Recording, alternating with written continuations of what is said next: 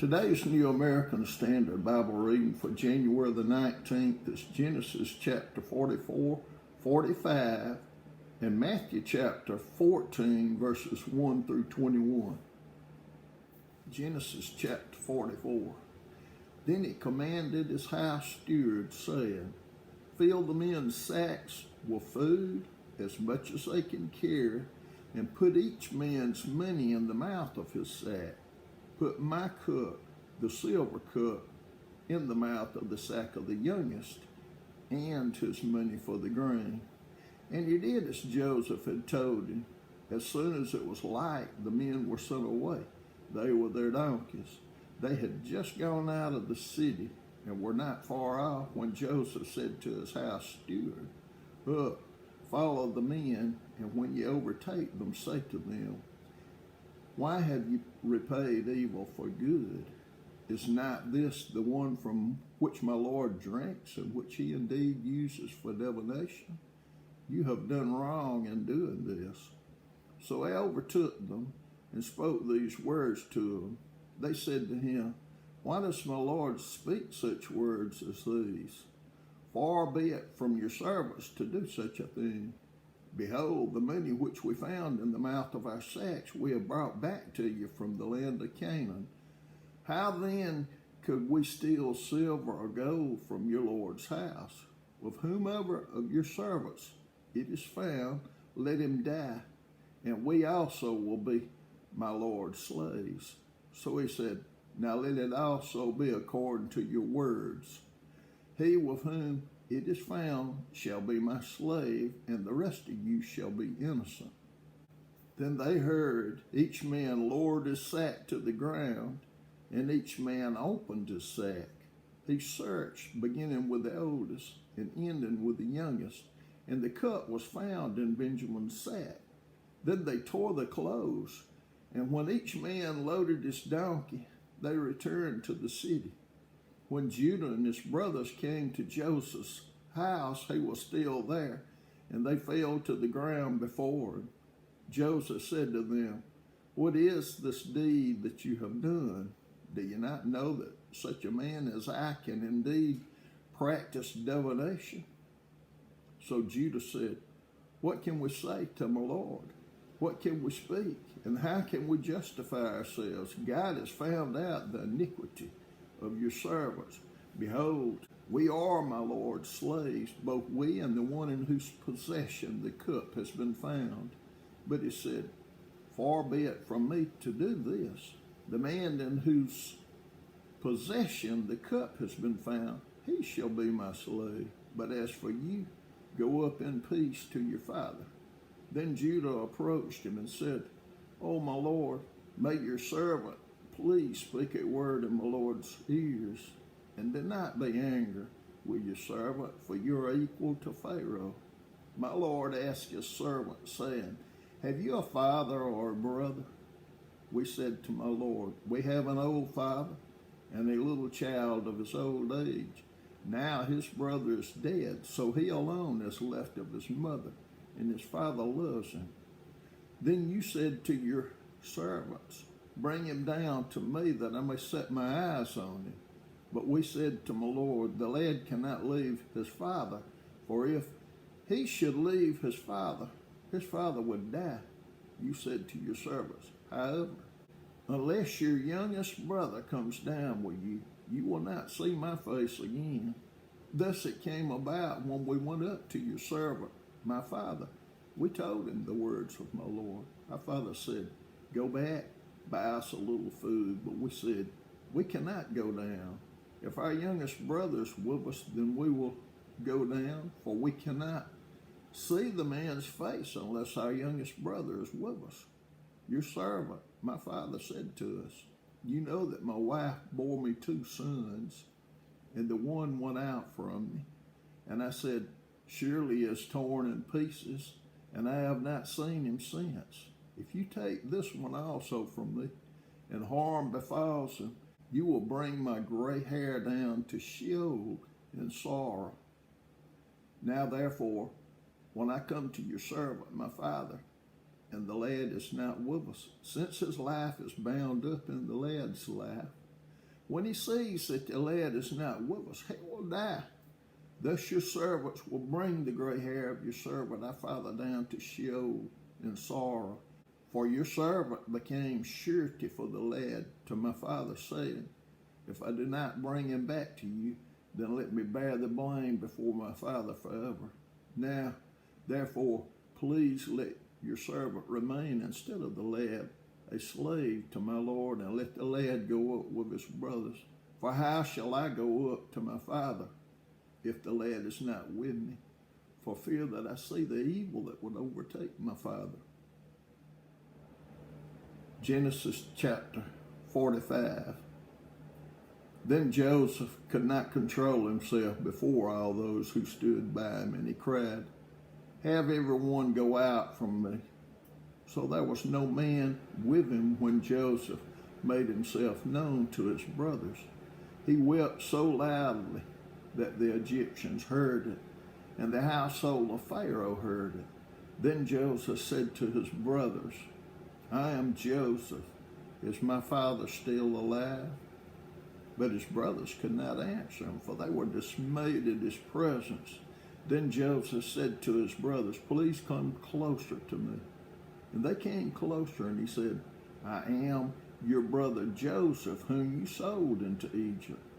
Now do not be grieved or angry with yourselves, because you sold me here.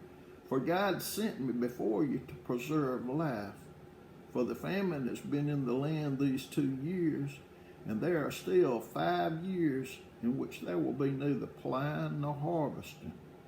God sent me before you to preserve for you a remnant in the earth, and to keep you alive by great deliverance.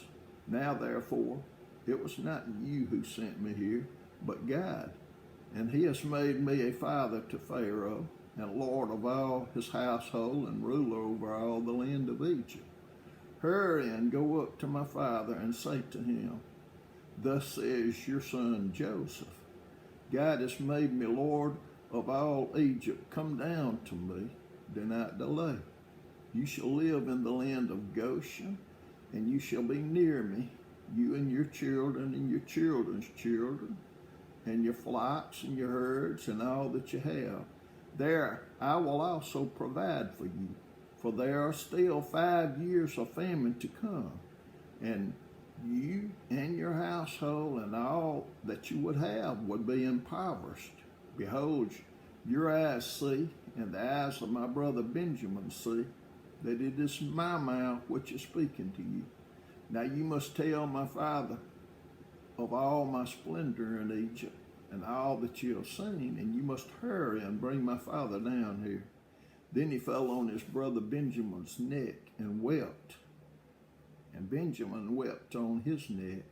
He kissed all his brothers and wept on them, and afterward his brothers talked with him.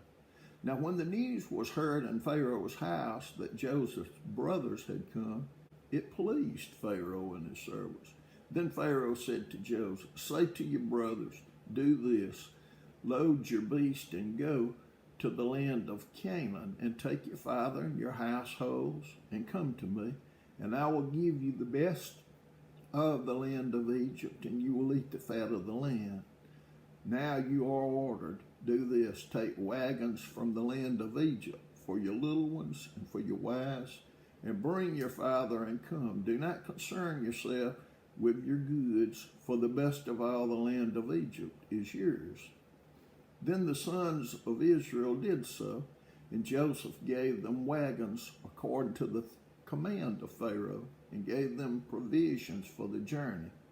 To each of them he gave changes of garments, but to Benjamin he gave 300 pieces of silver and 5 changes of garments. To his father he sent as follows: 10 donkeys loaded with the best things of Egypt, and 10 female donkeys loaded with grain and bread and sustenance for his father on the journey. So he sent his brothers away, and as they departed, he said to them, do not quarrel on the journey. Then they went up from Egypt and came to the land of Canaan to their father Jacob. They told him, saying, Joseph is still alive, and indeed he is ruler over all the land of Egypt. Elijah. But he was stunned, for he did not believe them. When they told him all the words of Joseph that he had said to them, and when he saw the wagons that Joseph had sent to carry him, the spirit of their father Jacob revived. Then Israel said, "It is enough. My son Joseph is still alive. I will go see him before I die." Matthew chapter 14, verses 1 through 21. At that time Herod the Tetrarch heard the news about Jesus, and he said to his servants, "This is John the Baptist. He is risen from the dead, and that is why miraculous powers are at work in him." For when Herod had John arrested, he bound him and put him in prison because of Herodias, the wife of his brother Philip. For John had been saying to him, "It is not lawful for you to have her." Although Herod wanted to put him to death, he feared the crowd because they regarded John as a prophet. But when Herod's birthday came, the daughter of Herodias danced before them and pleased Herod so much that he promised with an oath to give her whatever she asked. Having been prompted by her mother, she said, "Give me here on a platter the head of John the Baptist." Although he was grieved, the king commanded to be given because of his oaths and because of his dinner guests. He sent and had John beheaded in the prison, and his head was brought on a platter and given to the girl, and she brought it to her mother. His disciples came and took away the body and buried it, and they went and reported to Jesus. Now when Jesus heard about John, he withdrew from there in a boat to a secluded place by himself. And when the people heard of this, they followed him on foot from the cities. When he went ashore, he saw a large crowd and felt compassion for them and healed their sick. When it was evening, the disciples came to him and said, "This place is desolate, and the hour is already late. So send the crowds away that they may go into the villages and buy food for themselves." But Jesus said to them, "They do not need to go away. You give them something to eat." They said to him, "We have here only 5 loaves and 2 fish." And he said, "Bring them here to me." Ordering the people to sit down on the grass, he took the 5 loaves and the 2 fish, and looking up toward heaven, he blessed the food, and breaking the loaves, he gave them to the disciples, and the disciples gave them to the crowds, and they all ate and were satisfied. They picked up what was left over of the broken pieces, 12 full baskets. There were about 5,000 men who ate, besides women and children.